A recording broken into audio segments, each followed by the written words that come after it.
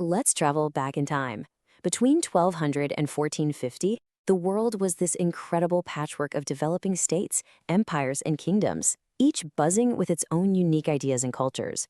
We're about to go on a global tour to see exactly how these very different societies built themselves from the ground up.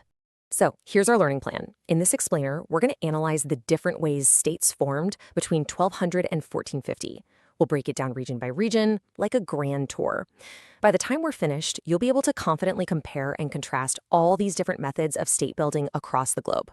Here's our itinerary. We'll start with the powerful blueprint of Song China, then hop over to the innovations happening in Dar al-Islam.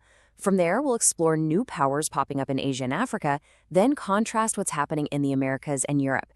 And finally, we'll zoom out and weave it all together for the big picture. First up, Song China. You kind of have to start here, because in so many ways, it was the civilization setting the benchmark for what a powerful, organized state could look like in this era. So what was Song China's secret sauce? It was this incredible thing called the imperial bureaucracy.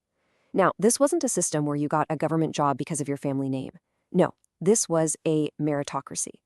To become a state official, you had to pass these incredibly difficult civil service exams based on Confucian philosophy.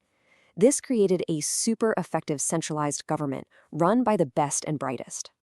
And here's where it gets really cool. That stable government fueled an absolute economic explosion.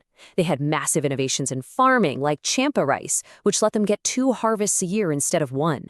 All that extra food meant bigger cities, a booming iron and steel industry, and a true commercial revolution, all connected by the massive Grand Canal and fueled by the world's very first paper money. Okay, now let's pivot. We're leaving the super centralized power of China and heading to the Middle East, to Dar al-Islam, a world that was experiencing 2 things at once: political fragmentation and amazing intellectual innovation. So at the same time Song China was consolidating power, the huge Abbasid Caliphate was actually breaking apart politically. But, and this is a huge but, this was not the end of Islamic power. Not at all.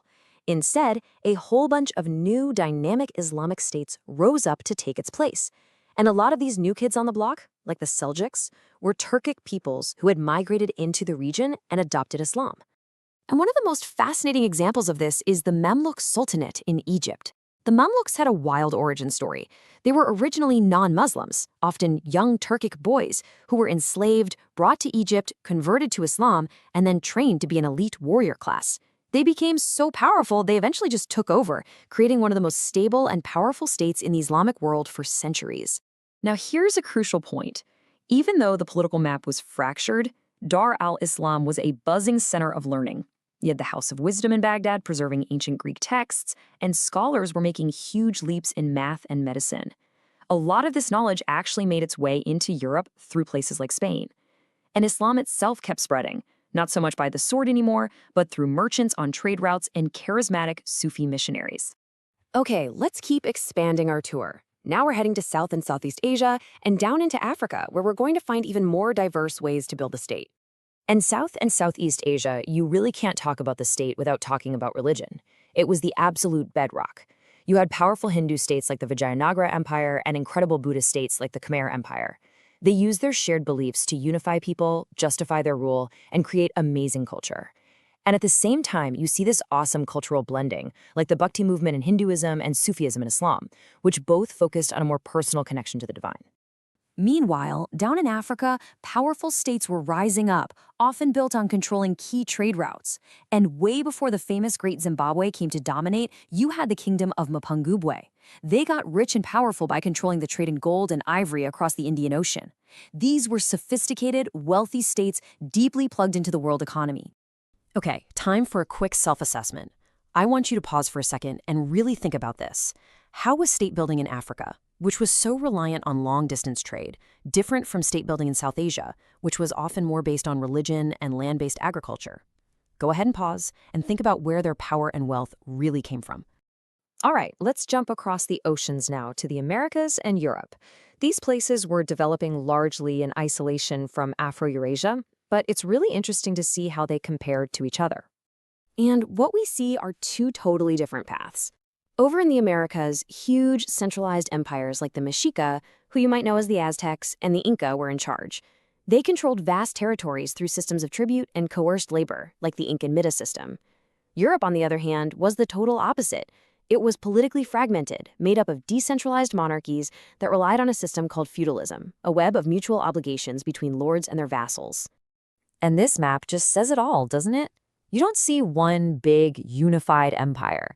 You see a messy patchwork quilt of kingdoms, duchies, and city-states, all competing with each other. A big, powerful, centralized government was definitely the exception in Europe, not the rule. Okay, time to practice a key AP skill. I want you to pause the video and try to write a single sentence, just one, that makes a comparative claim about state building in the Mexica Empire and feudal Europe. Don't be shy, give it a shot. All right, you back? A really strong claim would sound something like this. While the Mexica built a centralized empire demanding tribute from conquered peoples, European states were decentralized systems of mutual obligation between lords and vassals. You see how that works? It directly compares both of them and uses specific, accurate vocabulary. So our world tour is complete, but now comes the most important part.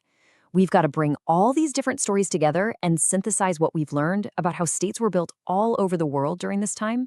This table is our ultimate cheat sheet. Let's break it down. Look at the governance column. You see the huge contrast between China's slick bureaucracy and Europe's messy feudalism.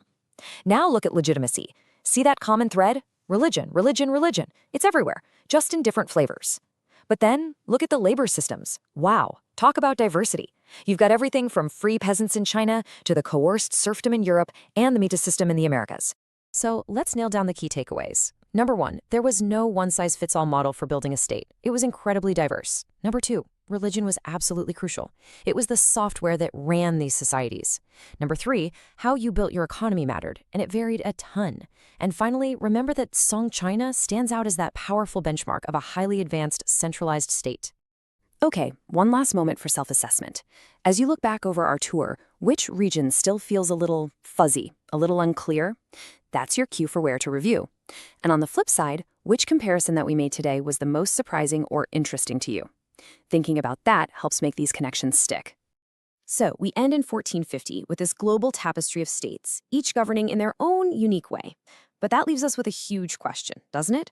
What on earth, what kind of technological, economic, or cultural change could possibly be big enough to smash these separate worlds together and bring them into direct, permanent contact? And that, well, that's the question that's going to launch us right into the next unit.